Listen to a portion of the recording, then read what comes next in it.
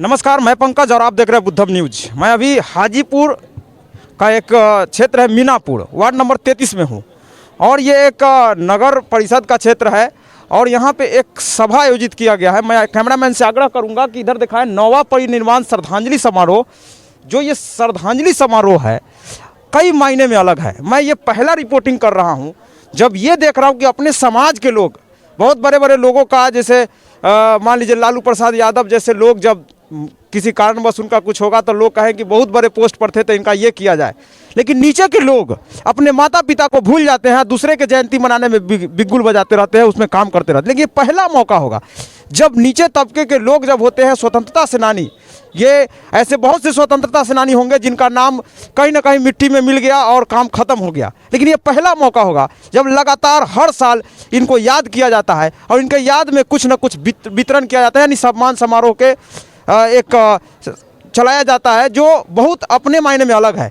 मेरे लिए ये अद्भुत है कि कोई वैसा लोग जो जिनके माता पिता होते हैं, गुजरने के बाद लोग अपना अपना एजेंडा चलाते हैं, भूल जाते हैं उस चीज़ को, लेकिन ये पहला मौका होगा खास करके हाजीपुर में, वैशाली जिला का ये क्षेत्र है कि ये लगातार अपने पिताजी का श्रद्धांजलि समारोह मनाते हैं और एक अलग तरीके से मनाते हैं। गरीब गुरबों के बीच, हर जाति हर धर्म के लोगों के बीच ये इकट्ठा होते हैं और कुछ ना कुछ नया करने का प्रयास करते हैं। मैं इनसे जानने का प्रयास करूंगा। ज्योति बाबू है, इन्हीं के पिताजी का 9वां श्रद्धांजलि समारोह है और यहाँ इसमें ये आज कंबल से सम्मान समारोह का एक आयोजन किए हैं। ये अद्भुत है, हर जाति हर धर्म के लोगों को ये सम्मान देने का काम किए हैं और मेरे सामने है सर, आपका स्वागत है। मेरे धन्यवाद सर। हमें ये बताइए, ये सर सोच कहाँ से आई कि सर अपने पिता का श्रद्धांजलि समारोह मनाना है? हम लोग बहुत बड़े बड़े पूर्वजों का सुनते थे, ये कहाँ से सर सोच आया कि आपने ये शुरू कर दिया? ये सोच जो है ना, मेरे पिता की सोच से मिलता है कि मेरे पिताजी अपने महापुरुषों की जयंतियाँ मनाते थे और वो कहते थे कि अगर महापुरुषों की विचारधारा जिंदा रहेगी तो भी महापुरुष हमारे जिंदा रहेंगे। अगर अम्बेडकर जिंदा है तो उनकी विचारधारा जिंदा है, इसलिए अम्बेडकर जिंदा है। इस तरह से अगर अवध बिहारी सिंह की विचारधारा अगर समाज में जिंदा रहेगी तो अवध बिहारी सिंह हमेशा जिंदा रहेंगे, मर के भी वो अमर रहेंगे। ये सोच है हमारी कि अगर अपने पिता को अगर जिंदा रखना है, अगर हमारे पिताजी को हमेशा के लिए जिंदा रखना है, उनको मरने नहीं देना है, तो उनको विचारों को भी मरने नहीं देना है। इसी के लिए ये कार्यक्रम हम बराबर लगाते हैं और इस कार्यक्रम के माध्यम से अपने पिताजी की विचारधारा को जन जन तक पहुँचाने का और उसको रिपीट बार बार उसको करने से क्या हो, समाज में एक तरह की परंपरा बन जाती है। हमारे पिताजी ने ये जो श्रद्धांजलि का जो कार्यक्रम आप देख रहे हैं, फोटो लगा करके फूल माला डालने का, ये इस गांव में नहीं था। पहले इस गांव में ऐसे ही श्राद्ध हुआ करता था, लेकिन जब से ये सब चालू हुआ है घर घर में यहाँ पर होने लगा ऐसा। सर मैं ये जानने का प्रयास करूँगा, अवध बिहारी सिंह जी अपने आप में स्वतंत्रता सेनानी थे। मेरे समझ में ये भी आया कि स्कूल और कॉलेजेस के पीछे ये बहुत मतलब कहीं ना कहीं से गरीब तबके को कैसे उठाया जाए, उसको मेन स्ट्रीम में शिक्षा से कैसे जोड़ा जाए, ये बहुत सा काम किए हैं। कैसा काम किए? ये उस समय हमारे यहाँ महिलाओं की शिक्षा बहुत मुश्किल थी। हमारे यहाँ की बच्ची चौहट्टा तक नहीं जाती थी, साइकिल पर तो जाना दूर था, पैदल भी जाती थी तो छीटा कसी चौराहे पर लड़के बैठ कर किया करते थे। कोई लड़की हाजीपुर जाना पसंद नहीं करती थी। इस कारण से लड़कियां मैट्रिक भी पास नहीं होती थी और शादी जब होता था लड़कियों का तो कहते थे कि लड़की नॉन मैट्रिक है, तो उससे शादियों में बाधा होता था। यहाँ स्कूल बनने से सारी लड़कियाँ बगल के स्कूल में जाने लगी, यहाँ कोई छेड़खानी नहीं, इसके कारण लड़कियाँ मैट्रिक IAS BA करने लगी और आज तो इस स्कूल में पढ़ करके बहुत सारे डॉक्टर इंजीनियर भी बन चुके हैं। मैंने सावित्रीबाई फूले और फातिमा शेख जैसे लोगों को सुना है और ये हमको आज देखने को मिलता है जो मेरे सामने, यानी मेरे घर से 2-4-5 किलोमीटर दूरी पे ये सब होता है। बहुत अच्छा लगता है और हम लोग ये इस चीज़ को कवर करना भी चाहते हैं। सर एक बात और बताइएगा सटीक, चूँकि एजुकेशन से ही कुछ किया जा सकता है, इन्होंने जो कार्यक्रम किए हैं इन्हें आप जिस तरह से बढ़ा रहे हैं, एक बात अब सिर्फ बताइए सर कि क्या इस मेन स्ट्रीम में जो बच्चे बच्चियाँ ये आ रहे हैं, पाखंडवाद से दूर होने का आखिर जो बच्चियाँ हैं खास करके बच्ची, उस पर आप क्या कार्यक्रम है? देखिए, बच्चियों की शिक्षा के लिए तो पिताजी ने स्कूल डोनेट कर दिया और यह भी है कि डोनेट केवल कर नहीं दिया, उनको पैसा देने के लिए, उनको फंड देने के लिए, किताब कॉपी को खरीदने के लिए उन्होंने अवध बिहारी ट्रस्ट का निर्माण किया और ट्रस्ट में उन्होंने पैसा रखा। ये पुअर बॉयज फंड टाइप का एक है अवध बिहारी ट्रस्ट, जो गरीब महिलाओं को, गरीब बच्चों को आर्थिक मदद करने का कार्यक्रम देती है। तो हम लोग ऐसा खोजते हैं, कहते हैं अपने साथियों को, कोई गरीब बच्चे जिसको किताब कॉपी नहीं है, पढ़ने के लिए नहीं है, कोई बच्चियाँ हैं हमारी शादी की दिक्कत हो रही है, हम लोग उनको मदद करेंगे।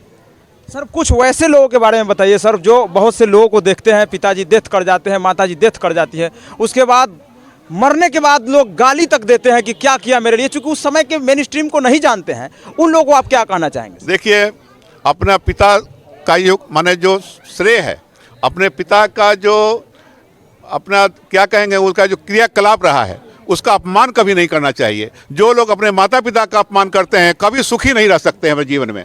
मैंने ऐसा देखा है कि जो लोग अपने माता पिता का सम्मान नहीं करते हैं कभी भी वो संपत्ति उनके हाथ में नहीं रहती है। संपन्न वही लोग हैं जिन्होंने अपने माता पिता का सम्मान दिया। ये देखने को है, समाज में कोई भी ऐसा आदमी को बता दीजिए जिन्होंने माता पिता का सम्मान न किया हो और वो धनी हो, ऐसा कोई व्यक्ति नहीं है। माता पिता देवता हैं हमारे, दिया है उन्होंने, ज्योति बाबू का दिया है वो देवता हैं। ज्योति बाबू का सीधे तौर पे कहना है कि जो दिया वही देवता है। जो मेरे माता पिता है उनसे बड़ा देवता कोई नहीं हो सकता है। चुनाव आते जाते रहेंगे, इतिहास बदलने के लिए आपको अलग काम करना होगा और ये कार्य यहाँ से किया जा रहा है। मैं अपने आप में ये जानने का प्रयास खुद मैं सीखता हूँ कि लोग चुनाव में बहुत बड़ा एजेंडा फैलाते हैं और विधायक मंत्री बन के फिर घर में सो जाते हैं। तो ये कोई बड़ा चुनाव नहीं है। वार्ड पार्षद का चुनाव कोई विधायक और एमपी एमएलए का नहीं है, ये छोटा सा चुनाव है। और इस चुनाव के माध्यम से यदि एजुकेशन को धार दे रहे हैं तो मैं इन्हें सलाम नमस्कार प्रणाम करता हूँ। ऐसे लोगों को मैं, मेरे सामने बहुत से लोग हैं, मैं उनसे भी जानने का प्रयास करूँगा। सर ये समारोह में आए हैं, कैसा लग रहा है? बहुत अच्छा लग रहा है। यह समारोह अवध बिहारी बाबू और अशरफी माता जी का श्रद्धांजलि का कार्यक्रम था। और अवध बिहारी बाबू ऐसे सामाजिक प्राणी थे जो अंधविश्वास, पाखंडवाद, मनुवाद से लोगों को दूर रखने का संदेश भी देते थे और साथ साथ हमारा समाज कैसे आगे बढ़ेगा वह इनका संदेश था। और अपने समाज के लिए इन्होंने न्यौछावर कर दिया।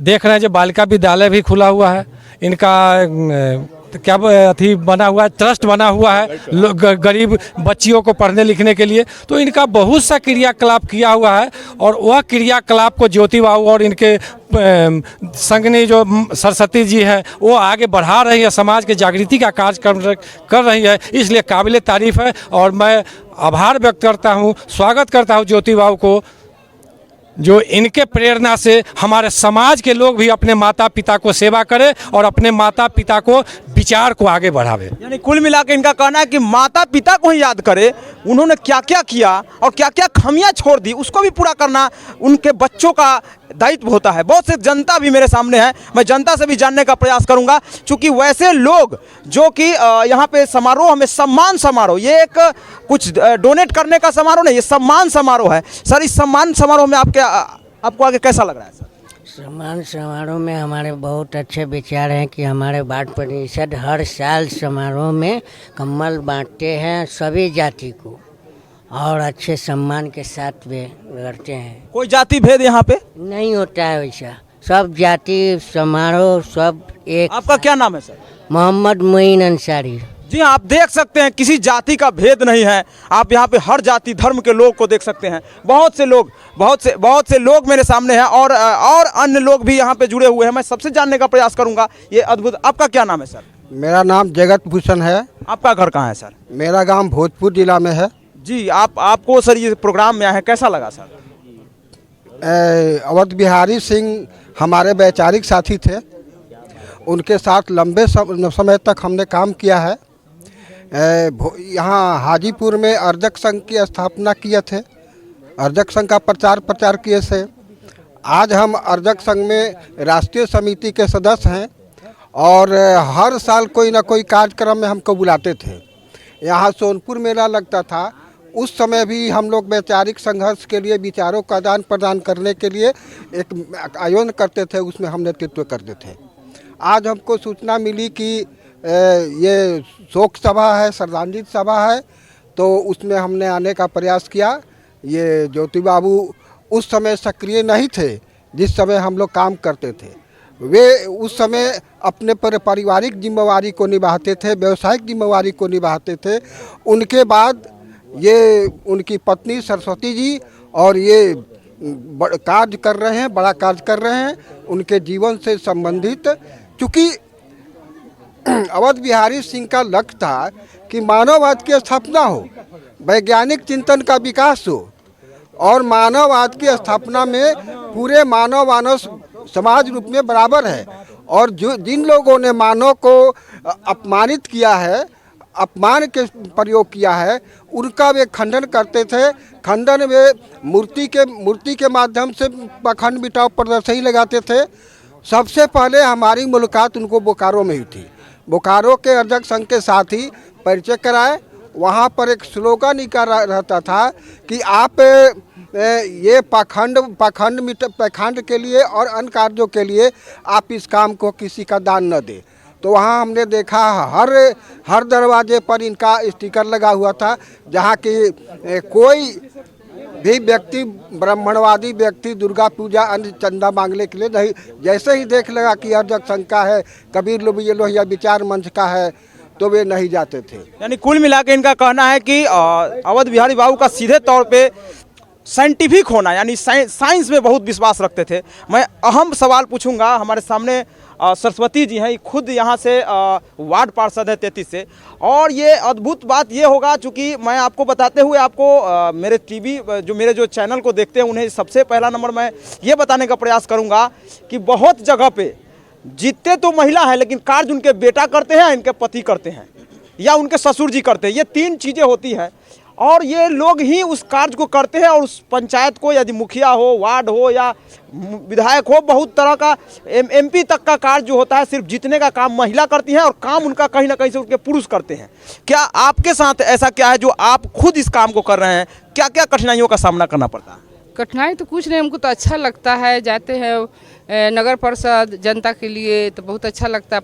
अपना से काम करते हैं, बहुत अच्छा लगता है। कभी ज्योति बाबू को लगा कि हम महिला है और हमसे आगे जा रही है, डील कर रही है, ऐसा कभी लगा? कभी विरोध नहीं किए, कभी विरोध नहीं किए। जो भी काम है जाओ अपना करो। बहुत जगह पे हम देखते हैं, पंचायत चुनाव को मैंने कवर किया है, उन लोगों का कहना होता है कि महिला जो है सिर्फ जीत गई, अपना घरे बैठे, इसका काम हम करेंगे, उसका क्या काम है, बाद में उसको देखने तक नहीं देता है लोग। क्या आप क्षेत्र में जाते हैं? कभी घर घर जाके सब महिला से भी जो भी है, वृद्धा पेंशन है, या जो भी आवास है, जो भी दिक्कत है, बीमारी है, चाहे कुछ भी है, उस सबको हम अपना जाके समस्या का समाधान। मैंने देखिए खुद ये जाके, सबसे बड़ी बात है कार्य पद्धति जो भी हो अलग का काम है, लेकिन ये सबसे बड़ी बात है कि महिला कैंडिडेट जीतने के बाद खुद यदि डोर टू डोर जाती है, इससे बड़ा कुछ नहीं हो सकता है। मैं सभी महिलाओं को जो इस वीडियो को देख रहे हैं, मेरे साहब समय उतना नहीं देते हैं। अन्य महिलाओं को क्या क्या कहना चाहेंगे जो खुद चुनाव लड़ती है लेकिन अपने से कार्य नहीं कर पाती है? जो महिला, इसमें बहुत पढ़ा लिखा होना जरूरी है या चेतना जरूरी है? नहीं, पढ़ा लिखा भी नहीं, पढ़ा लिखा तो होना जरूरी है, इसलिए कि कहीं जाने से दिक्कत नहीं हो। जी। हाँ, जहाँ भी हो खुल के जाओ, खुल के काम करो। ऐसा नहीं है कि कोई गड़बड़ चीज पर साइन करो। हाँ, कोई समझे न बूझे और साइन करा दिए तो अनपढ़ आदमी क्या जानेगा?